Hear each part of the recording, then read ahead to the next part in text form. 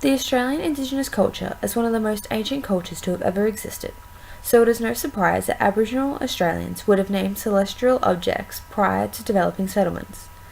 The celestial and astronomical knowledge enabled Indigenous mobs across Australian lands to navigate the seasonal changes, thus allowing them to understand the patterns in food availability and weather changes. A well-known Australian Aboriginal poet, Kath Walker, described a short story she was told whilst growing up on Stradbroke Island regarding how the Southern Cross came into being.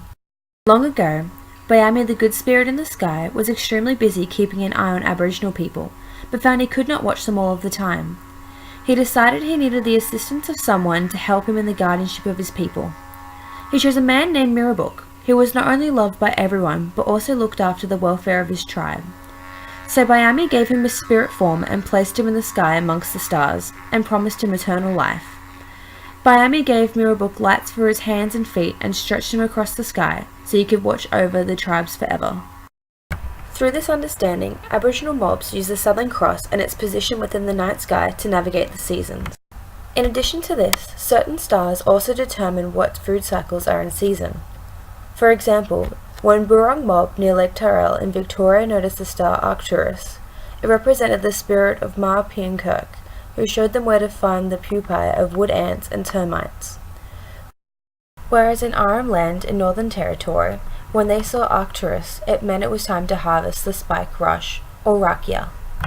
The ability to distinguish between the stars allowed Aboriginal tribes to thrive within our harsh Australian environments for centuries. Although we use Western names to differentiate the astronomical objects in what we call space, for Australian Indigenous peoples, the understandings of these celestial objects form their social, cultural, and religious understandings for the world around them. This knowledge regarding the stars in relation to seasonal patterns is still very relevant for those in Indigenous communities which follow their traditional roots.